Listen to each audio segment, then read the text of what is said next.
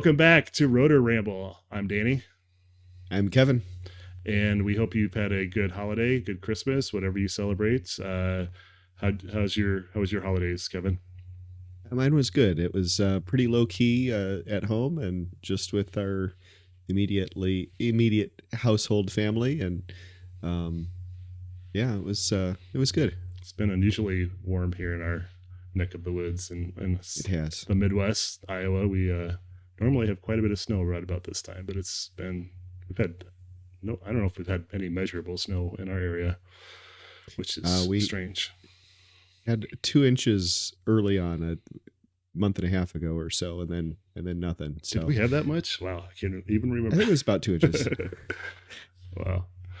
Yep. Did you get a cool? Go ahead.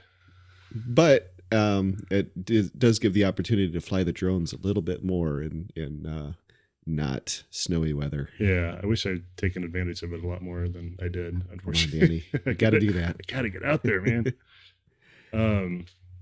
Yeah. Did you get any cool gear for Christmas? I actually put Rotor Riot on my Christmas list, and Good deal. My wife listened. I did get battery pack and Rotor Riot hat and FPV goggle strap. Very cool. Replacement. And I got what I wanted for Christmas. Awesome. I don't have a significant other at this moment, so I bought a little something for myself. You might see a little Fly Tribe merch on me. Fly Tribe magazine. I don't know if you guys have heard of that. If you're into FPV, you probably have heard of it. Maybe it's a new magazine that came out. I bought their holiday gift pack, and it was like they just started making a new magazine last year, so it came with like the first 4 editions. I think we've got Phantom FPV here. I think that's him on the cover. Amazing, talented pilot. I definitely recommend watching his videos, subscribing to his stuff. But it's a great magazine. I'll just flip through it. Lots of cool photos and articles, and I was aware of them, I think, since at least I didn't go to Rampage, but I remember hearing a lot about them about the time Rampage was happening. Rampage is a FPV meetup put on by Rotor Riot, right? I believe. So I started following them on social media and decided, I'm just going to get that for myself for Christmas. And so anyway. Nice. I would highly recommend it for FPV enthusiasts out there. If you want to kind of immerse yourself in the culture a little bit with, if you're getting tired of all the YouTube videos and you want something different form of media, go kind of old school. Hold in your hand, Dead Tree. Yes. Right there. It's kind of a bold strategy going and introducing a new print magazine to a niche market. Yeah. Oh, you were talking about before this. We were talking about fireworks, and so I'll just show Kevin that. That's where his knowledge. And I'll just say this episode is not sponsored by either Rotor Riot or Fly Tribe, but we are just happy with their products and happy to share the love. So, but if either of them wants to sponsor us, we're open. Call us. Cool. Yeah, it's fun to get a little drone stuff for Christmas for sure.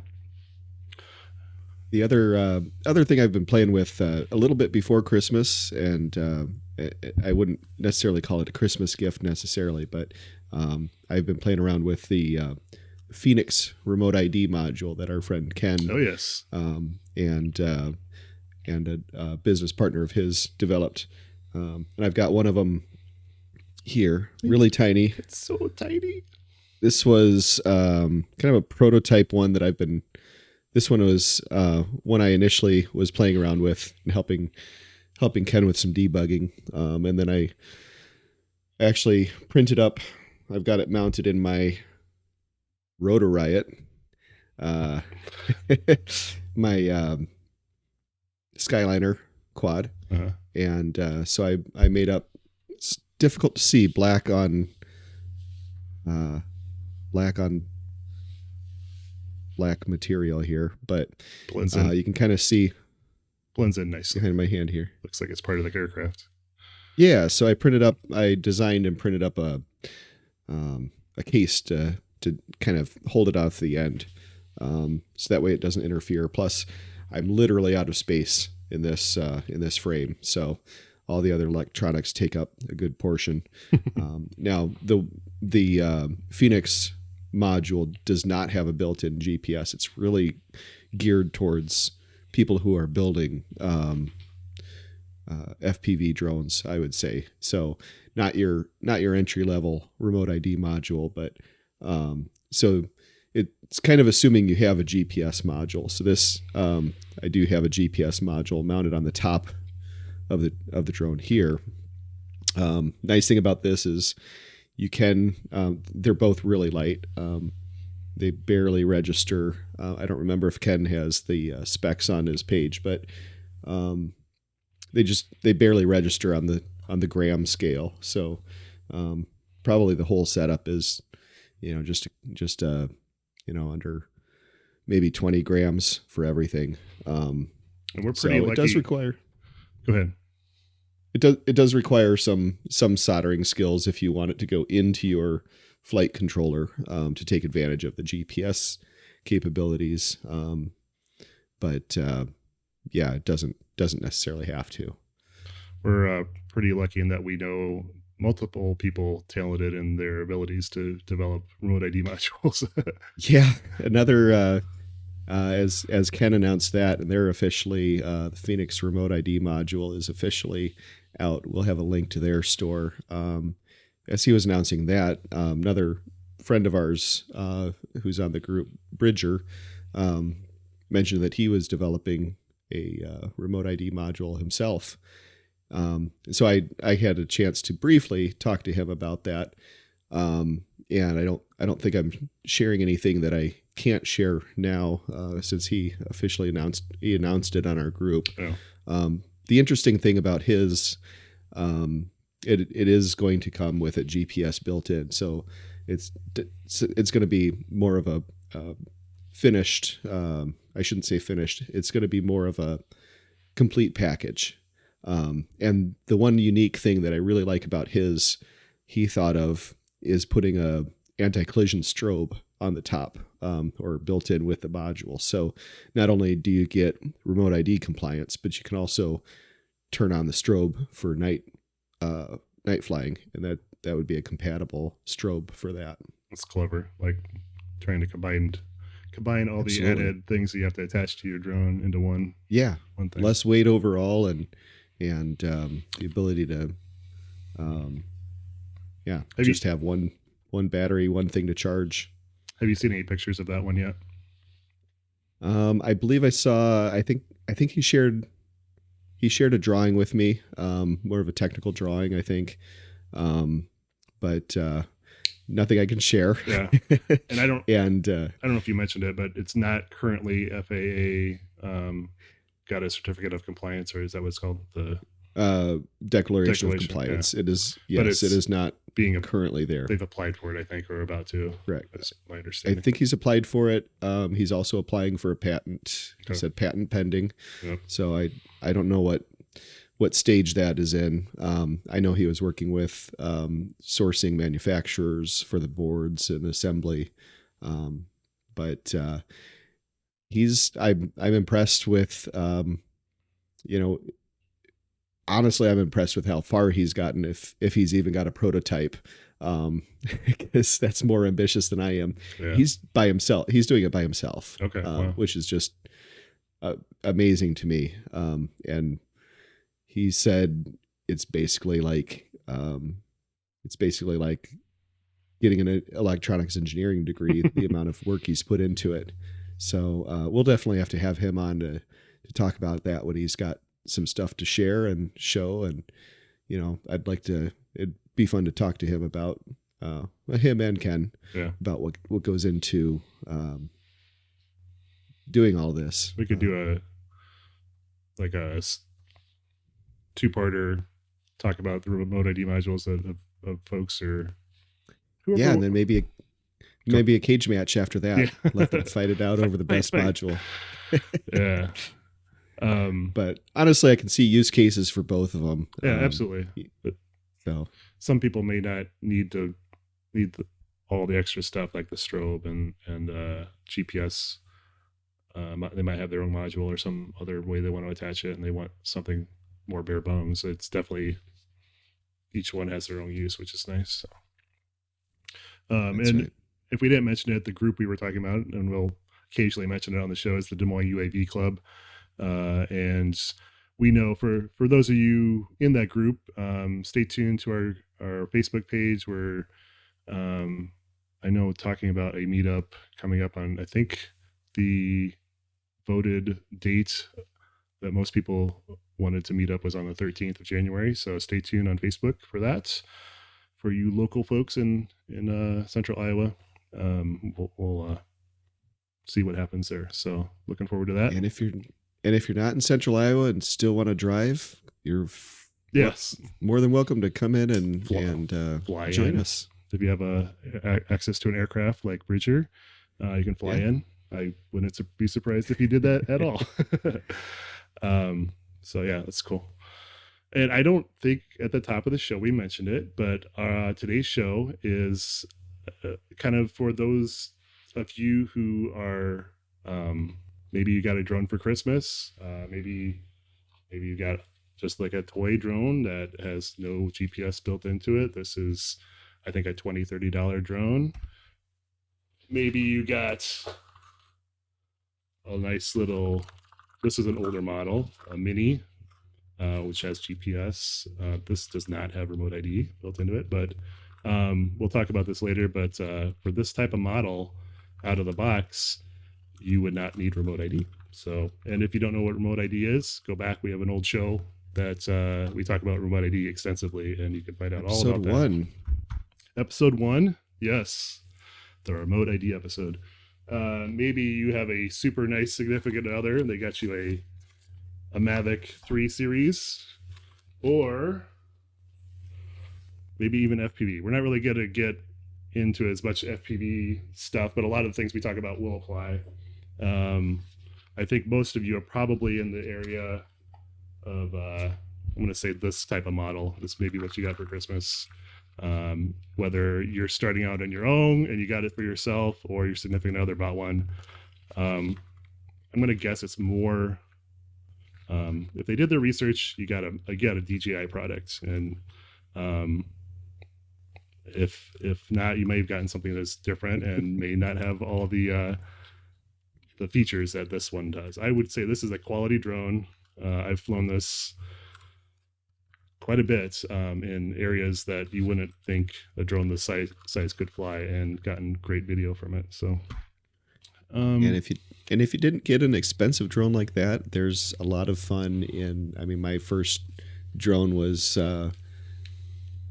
very simple and taught me the basics. It spent 2 weeks up in a tree, so yeah, there's nothing wrong with a first drone being something a little less capable. Yeah, if you want to just dip your toes in and see if drones are something you're interested in, a drone like this is not for outside flight. I would not recommend this outside, but if you want to fly it around in your house, this is it'll give you a taste of what flying a drone's about, and you can always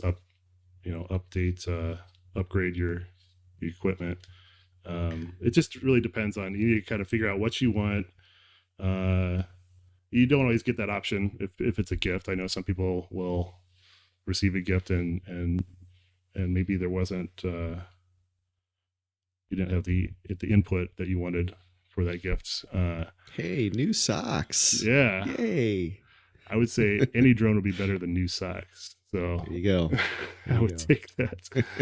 I do like new socks too. I got some great new socks for my son for Christmas. So I will happily accept those socks. So Danny, we've got a Rotor Ramble first, right? We've got a first top 10 list. Ooh, yeah. For Rotor Ramble. And it took us less time than I thought to get to 10. I will say that. this I is think we got to 15 and narrowed it back down to 10. So yeah. So we'll kind of take turns going down this list, and if there's something on there you guys think we missed, put it in the comments of wherever you're watching this from or listening to this from, and or shoot us a message if you want. This is kind of what came off the top of our heads, and I think we probably hit most of the things. There's definitely things you can deep dive into, and people who these are the things that probably, if we were starting out today, we would want someone to let us know about. I would, if someone came to us and say, "Hey, I'm just starting out. What do I need to know?" And this is a good list. I'm happy with this list. So, should I kick it off? Kick us off. Okay. Clear prop. What's that? Clear prop. Kick it off. Unfortunately, the first one is, I put this on the list, and unfortunately, it's the thing that you will see most frequently in these drone groups that aren't super friendly to new users.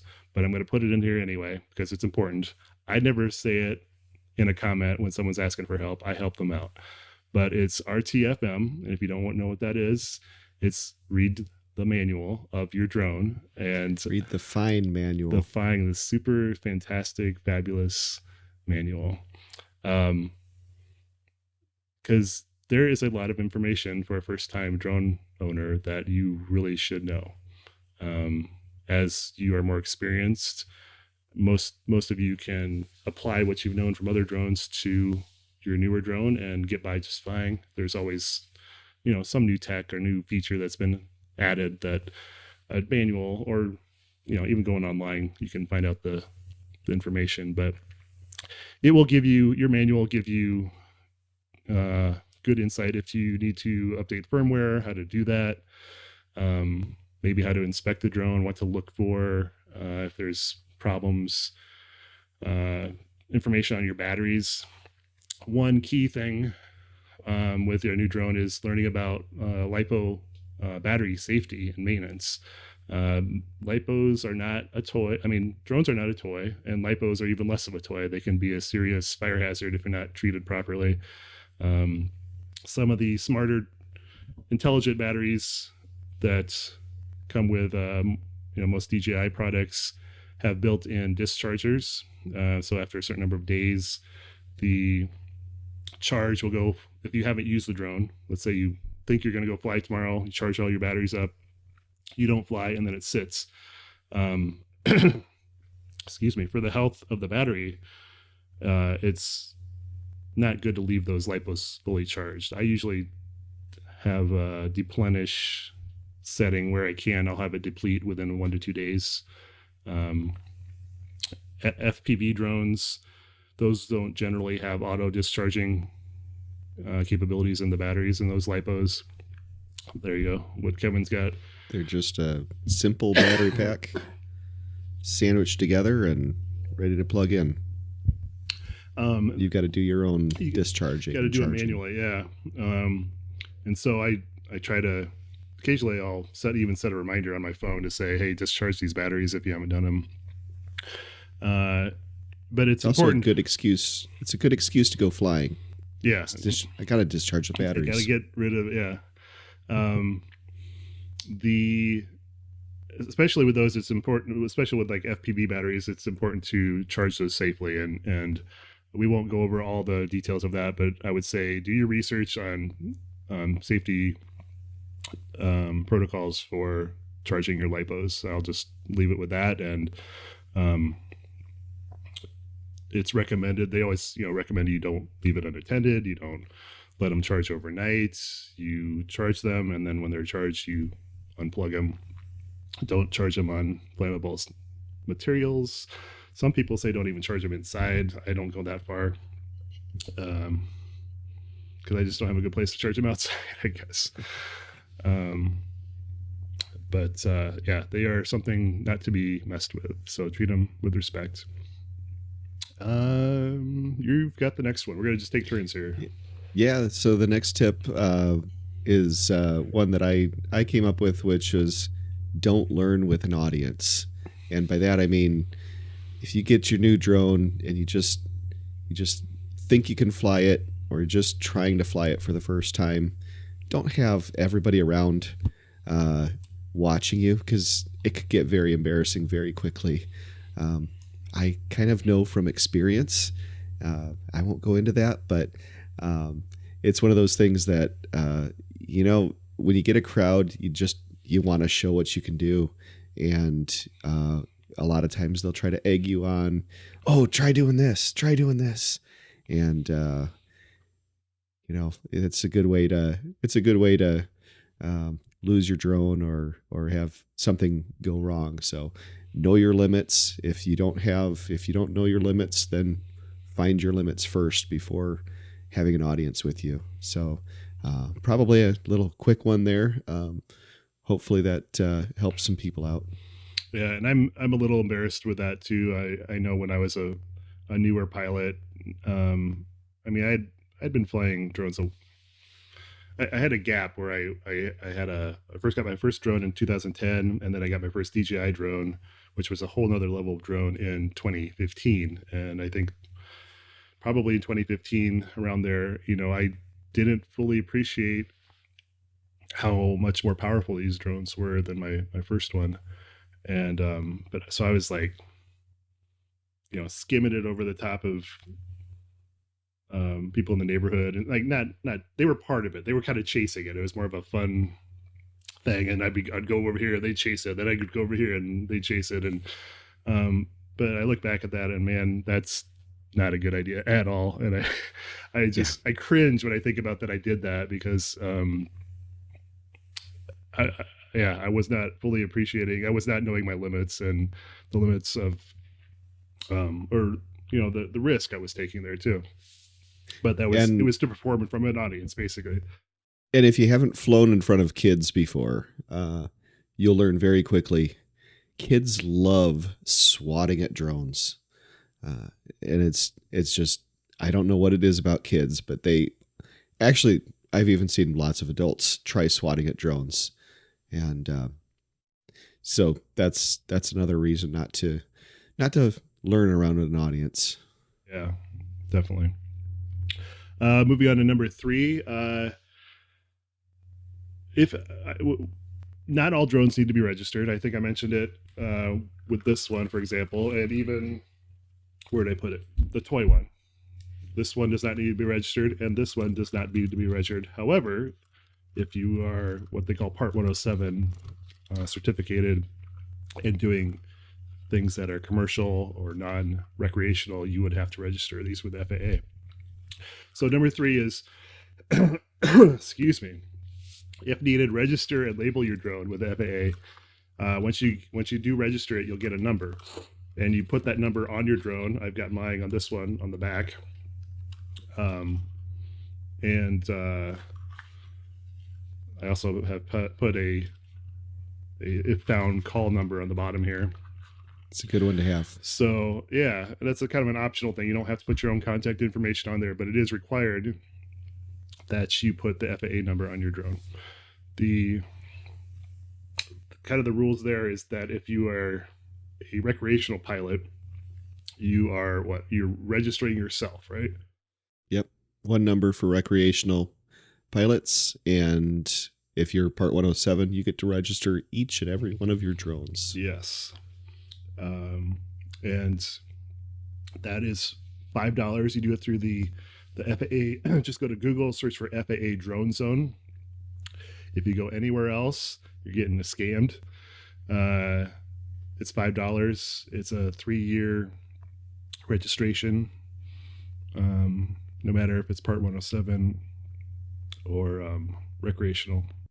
So if your drone is under 250 grams, you're doing hobby flight, recreational flights, you don't need to register.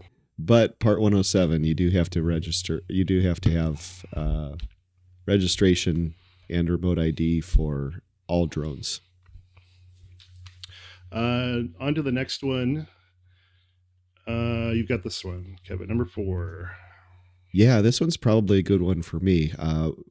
It's knowing your proximity to the airport. Familiarize yourself with the airspace that you're in.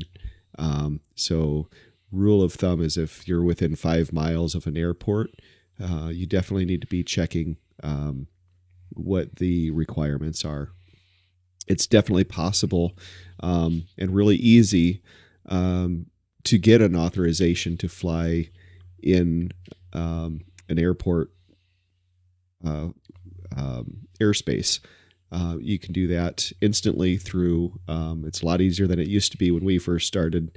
Danny, you probably remember months-long applications to get approvals, and now it's literally an app on your phone with a system called LAANC, LAANC, which stands for Low Altitude Authorization and Notification Capability.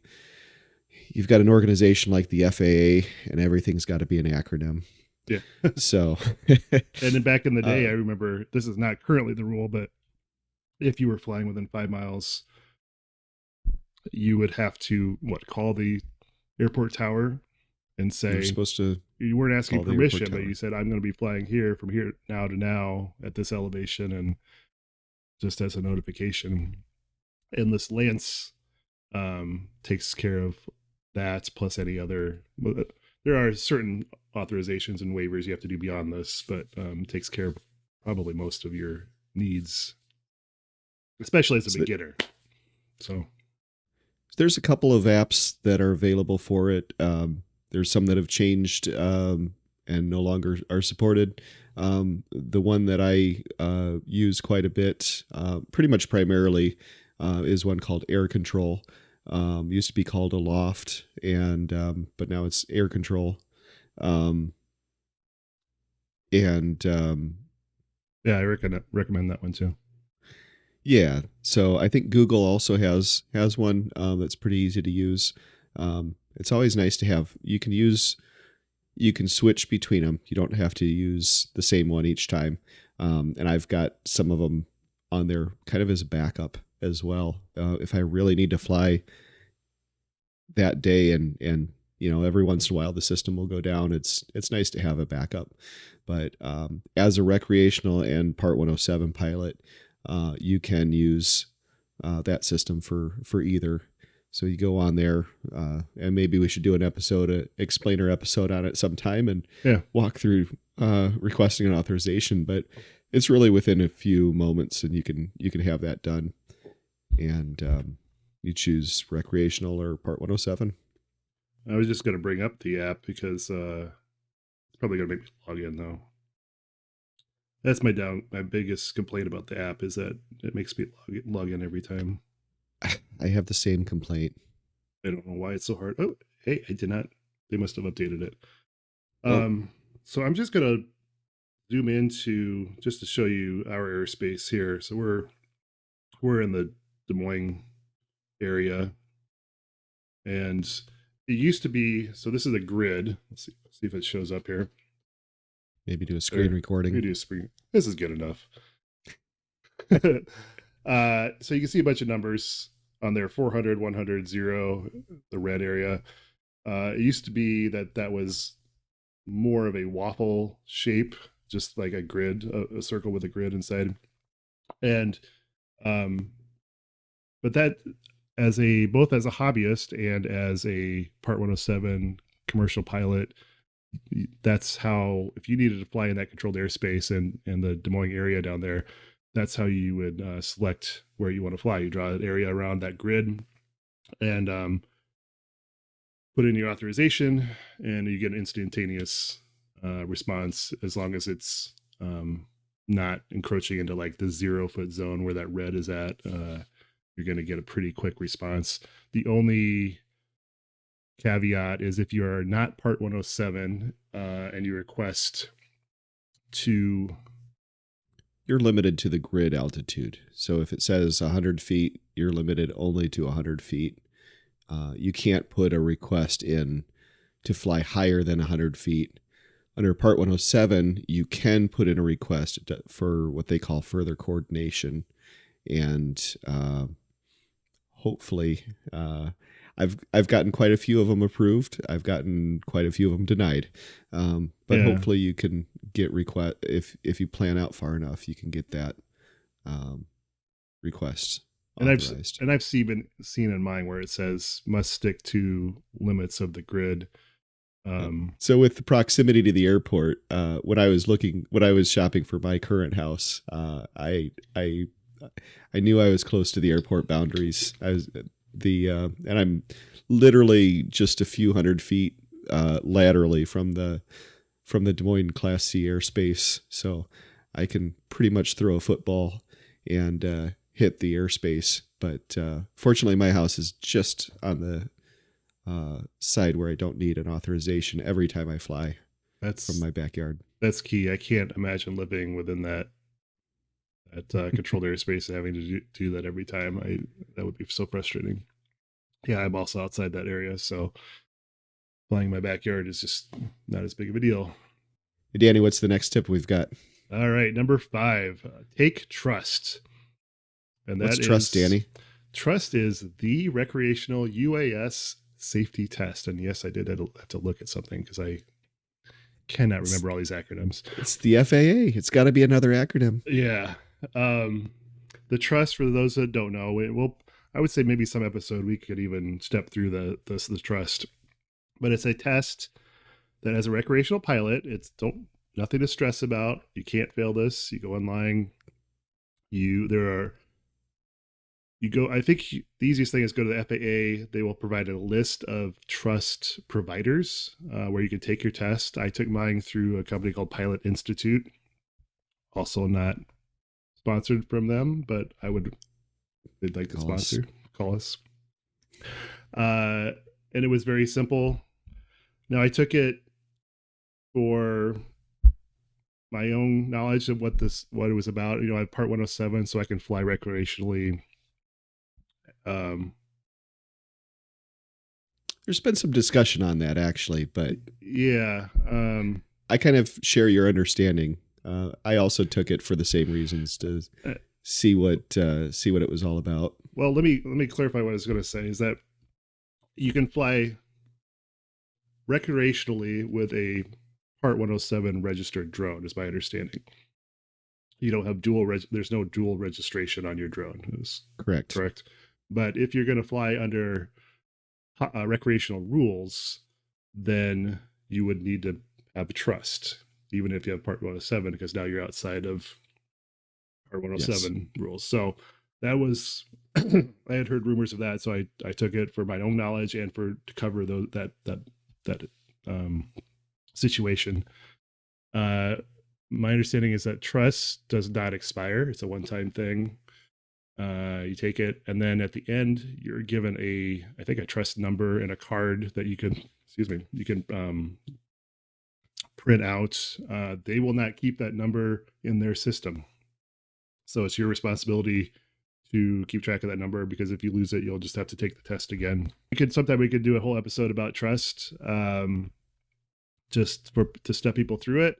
For beginners, I could see there might be some hesitation for a new flyer to go down that route, but that is a requirement for recreational pilots. And it's literally, you can't fail. It will not let you fail the test. It'll make you, and it is what it does is it essentially gives you good general knowledge of your rights and limitations flying in controlled airspace. So it's a good umbrella information to have, I guess. Just in general, related to trust, it's good to learn about the regulations and local rules in your area, including airspace and city codes. There's something called land use or ground use, depending on who you're talking to. The city, there's been a lot of debate about where different cities will try to create ordinances to maybe limit drone flight in their city. Now, they cannot control the airspace. They may try to tell you otherwise, but the FAA is who regulates the airspace and controls that. So if your city says you can't fly over our courthouse unless they've put in a temporary flight restriction, you can fly over it. But now they can regulate the land use there, and so they can say no taking off, landing, operating from city property. Unfortunately, that's something. And so, if all the city property, if you can see the courthouse from outside that city property and fly into it and still keep line of sight of your drone, then you could still fly over the courthouse. Sometimes you'll see a sign at the entrance of a park, and it might talk about limitations for restrictions on what you can do in that park. Sometimes the city will even display a code number, city ordinance or something. And I've seen ones that say no radio controlled craft of any kind, for example, or whatever that may mean. But that doesn't stop you from taking off outside that park and flying into it, as long as you can keep your eye on the drone. And always, this is not legal advice. Seek your own legal counsel before challenging any of these signs that are posted. Yes. Fly at your own risk at all times.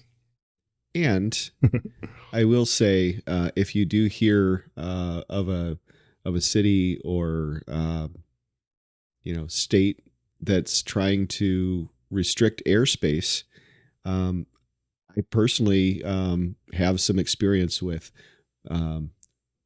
working with these city councils or state representatives in educating them and working with them on what can and cannot be done.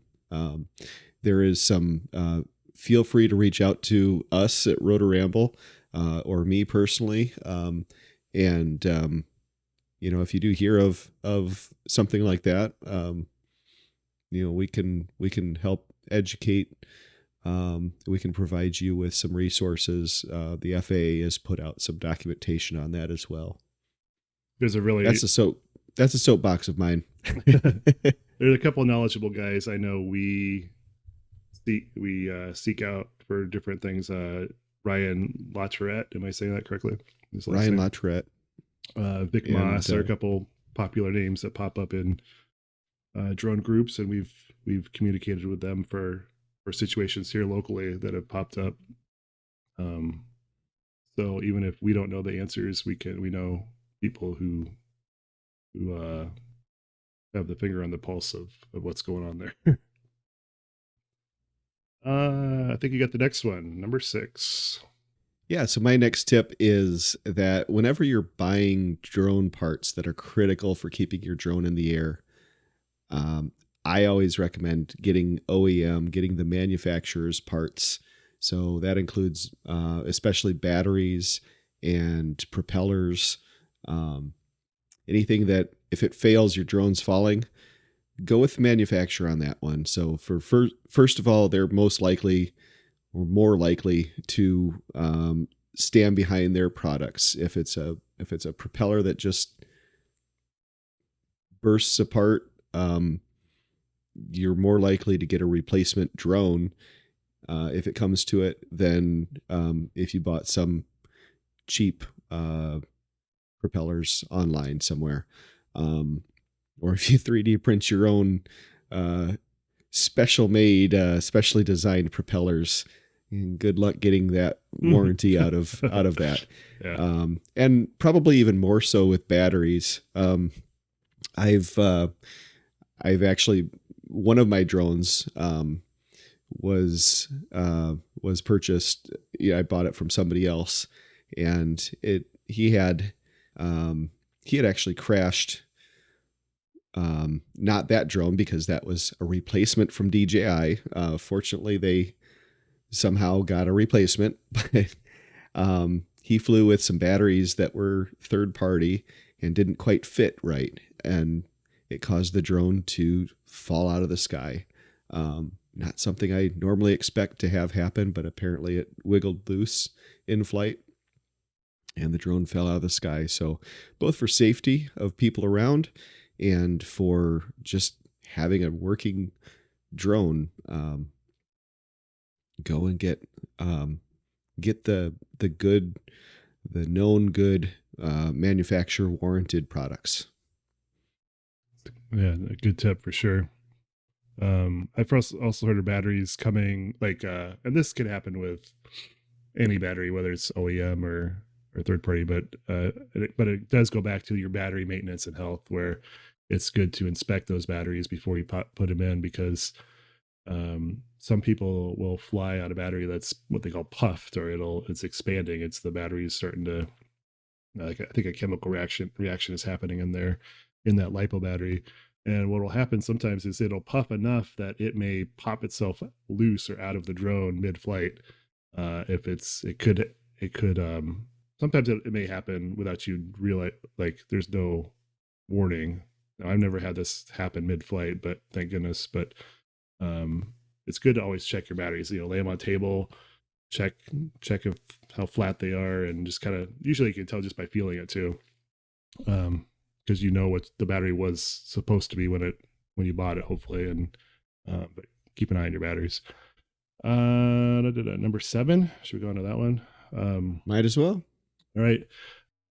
Do your first flight in a big open space away from people and property. And this is a key one that I didn't pay attention to when on my first flight outside. My first drone was a Parrot AR drone back in late 2010. And I flew it inside and felt I was comfortable with how it was flying inside. Very stable drone, amazing drone for the time. It was a good sized drone.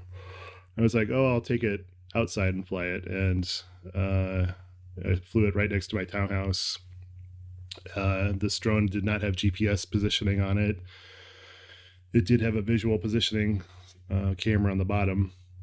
So it would kind of try to lock into shapes on the ground for stabilization positioning. However, that only works up to about 9 feet off the ground. Well, I took it over 2 floors above, or my building was like 2 stories. So I flew it above the building, and the wind took it, started drifting over the townhouse. And so I hit the emergency kill switch. It dropped to the roof and landed right side up. So I thought I could fly it off the roof. But what I didn't realize was that the edge of the prop guards it was on a slope, and they were in the eave, the rain eave on the roof. So when I launched it, it flipped upside down and fell to the concrete below and broke some parts. And it was such a new drone that parts were kind of hard to come by. So I don't think I was up and flying for another month or so. But it's an example of, learning. You don't really know your limits, whether it's the drone or yourself initially, without experience and getting out flying different environments. So it's good to limit your risk by flying a big open space away from anything that you could damage or could damage your drone, or just so you don't injure anybody too. And one of the things that that brought to mind for me was there's a lot of interaction between the wind and buildings that you're not. It's amazing. You think, oh, it's only a few feet up. The wind can't be that much different, but when the wind hits the building, I've seen it with roofing inspections, where the wind will come over the roof and down, and it'll add additional lift or different interactions with the drone. Makes it a lot harder to control when you're around buildings. So in a wide open space and trees, on a wide open space where you don't have the trees like to grab drones. They'll just grab them out of the sky. And yeah, if there's no trees, no buildings around, that wind is more of a constant. If there is wind, don't fly on a windy day if you're starting out. Toy drone like this has as much GPS technology, which is none, that my first drone had. And so Now this doesn't have visual positioning in it, but it just can't handle the wind. It'll drift in any amount of wind. So it's a great inside drone. And my Paradary drone was a good outside drone under 9 feet, but once you take it up too high, then you're out of luck. Where is your Parrot drone? Do you still have it? No, we had a house fire back in it was about 10 years ago, and it had like smoke, water damage from it. It didn't burn up in the fire, but it was something we claimed because of the damage from the fire. So on to the next one. And speaking about launching, where to fly, my tip, this comes from experience, as many of these drone tips do. This is, do not launch from the hood of the vehicle, the tailgate of a truck, anything like that. Don't launch around metal, and make sure that you have the GPS positioned, that you've got your full GPS signals, that your drone says it's ready to fly. Don't ignore compass calibration errors. There were a couple times where I had, if not flyaways, near flyaways, where the drone started going off in one direction and I could do very little to bring it back to where it wanted to be. And those times, I can think of two specific times where that started happening. Both of them, I was A, in a hurry to launch, and B, I launched from the tailgate of my truck or the hood of a car, in one of the cases. And it was both when I was pretty new to flying and I was in a hurry, wanted to get that shot, and drone started flying off. Fortunately, in both situations, I was able to, one of them, I was able to kill the motors from over a nice, soft, muddy soybean field. And I'm still amazed I was just able to fly it after that, but spent an hour or so cleaning mud out of the motors. And the other time I was fortunately able to bring it back. But it was drifting off. So don't be in a hurry. Don't launch around metal. Don't, when you're flying in a street, that nice round manhole cover, it's tempting place to launch from, but don't do it. That'll mess it up. I thought of a related tip, a sub bullet point that may come up for many is you can get the interference of those large metal objects flying, but you could also, occasionally you'll have to do what's called a compass calibration or the compass stance, and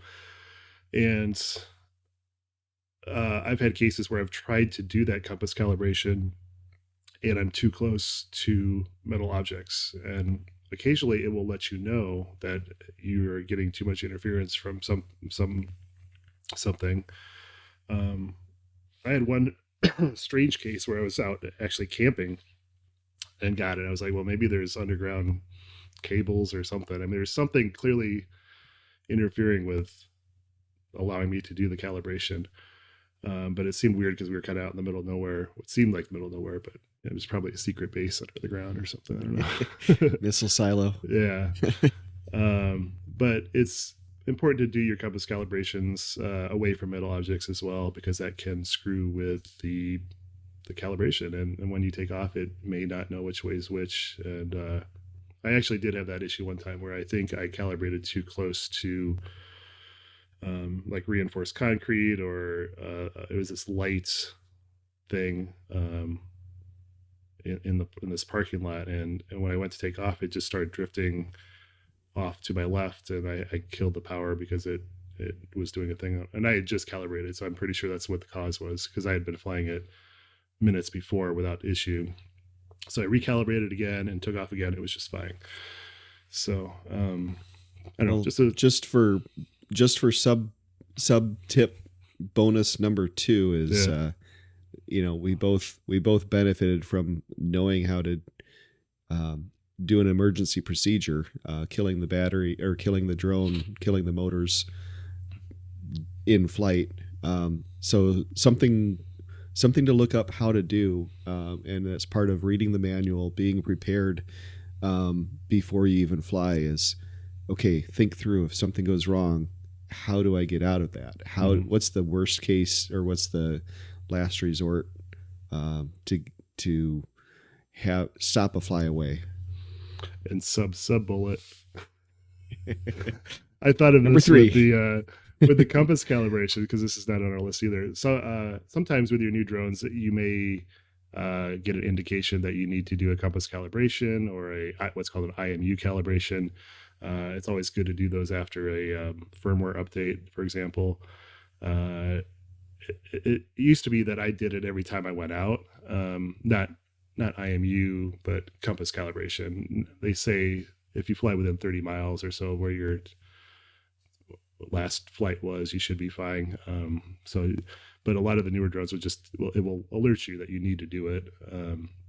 But I learned a tip. I don't know if this is still valid, but years ago I'd heard a tip that if you do your IMU calibration from a cold room, like, I don't know, go to your basement or whatever, and start up your drone, do the IMU calibration, that you'll have better a faster startup when you're out in the field with your drone. I haven't done a one-to-one test to see if that's accurate, but it was kind of a tip that I learned, and kind of whenever I need to do it, I may go to the basement and do it from a cold startup, just to get it a little cooler. So I think that's all my sub bullets. Good tips all around. Number 9. This is getting close to the end here. This is kind of a fun one, and how Kevin and I met is join up with other local pilots. We have our Des Moines UAV Club group. That's going strong. When I started that group, there were maybe 12 people in there. And now we have 1,700, something like that.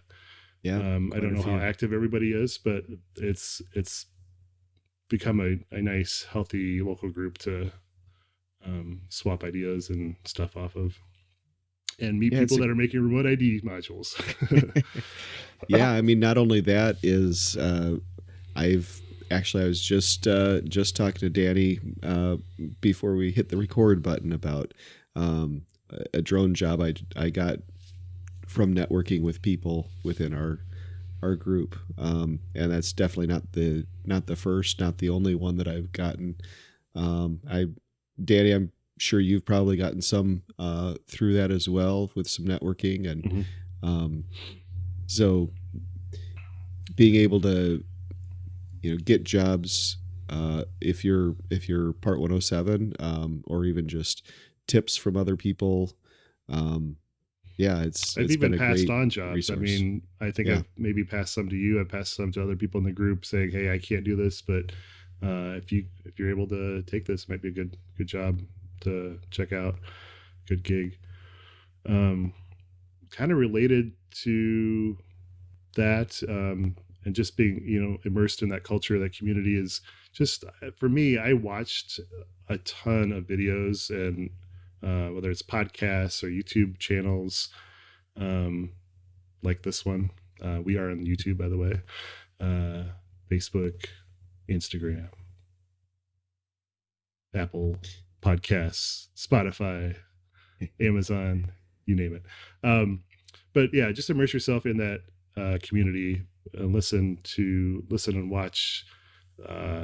It's easy to do more watching than flying, and I've been guilty of that over this last year, because I do like, it's a topic I immerse myself in, so I definitely tend to watch more than I fly lately, for better or worse. But I do hope to change that in 2024, get out flying more. And but if you guys ever need recommendations on channels to to subscribe to or podcast to listen to. Maybe that'll be a topic down the road, because there's dozens and dozens that I listen to and watch for sure. So Danny, speaking of videos, the last tip that I've got, the final number 10 tip is I actually started watching a lot of drone fail videos when I started out. I learned also how to do it the right way, but I also wanted to figure out how people were crashing drones. It seemed so easy to fly a drone. Well, how is it that people are crashing drones? So I wanted to be able to learn what not to do. So I did watch a lot of drone fail videos, and I'm sure you've got some suggestions for drone fail videos. I may have one that involves a frog. It might be playing right now while we're talking about it over this video, but we'll provide a link to that in the description.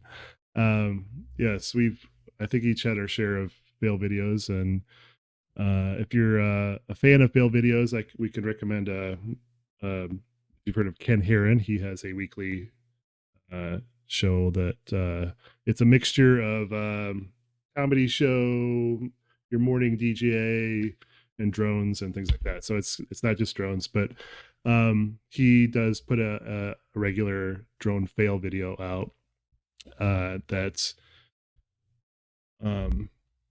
is worth catching and even submitting to if you have your own drone fail videos. But yeah, Ken Heron, look him up, you'll find him. He's got entertaining videos. I would say it's probably PG-13 for a lot of them, but definitely some fun videos that he's got. Yeah, sure. I've been watching him a while, and he's got quite a setup there. He does a radio show as well, not non-drone related, and but he does this regular show, and he brings on a co-host, and he does a weekly news, and actually he's going bi-weekly now, so he's not every week, but he used to be weekly. So it's a lot of work, and he puts on a long show. It can be like 2 hours or something, and so anything more about drone fail videos? No, I mean, just go search out drone fails and see what you can find. Learn from people that are doing it wrong, and let them spend their hard-earned money on on crashing drones. Keep yours flying. So that's our basic list. If you guys think we missed something you'd like to add, again, put it in the comments. Let us know what you think we missed or should not have added the list for some weird reason. But most importantly, be safe out there, have fun, be respectful of others, whether you know them or it's strangers in a park. Don't go buzzing their heads. It's how those of us who are trying to follow the rules lose those rights. So learn the proper way to do this stuff and make everybody look good, the community. Yep, good point, Danny. And even if it is legal to do something, it still may not be a good idea. I've seen plenty of examples where it's a legal thing to do technically, but it's still not a good idea. It's not courteous. It's not showing a good way to fly a drone. And some things are legal that still are not safe or good ideas to do. Yeah, I mean, legally, yes, I can fly over all my neighbors' backyards, but I'd like to keep them as neighbors and not piss them off. So when I'm flying in my neighborhood, I keep it to my backyard and the street in front of me. But I don't fly out there too often, just because I'd like to keep happy neighbors. So absolutely, it goes back to that point of finding a big open area to fly.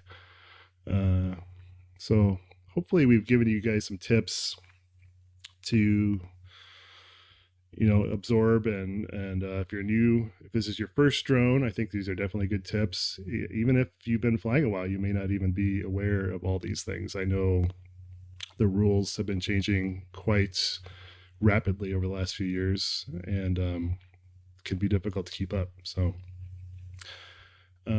especially with remote ID. And again, if you have more questions about remote ID, go back to our remote ID episode and watch that. So, you have anything else, Kevin? It's been kind of a long episode. That's all I've got, Danny. All right. If you guys want to follow us on social media, again, we are on YouTube, Facebook, Instagram, Twitter. And you can subscribe to our podcast on Apple Podcasts, Amazon Music, and Spotify, for example. So, love to see you there. Thanks again, and we'll catch you on the next one.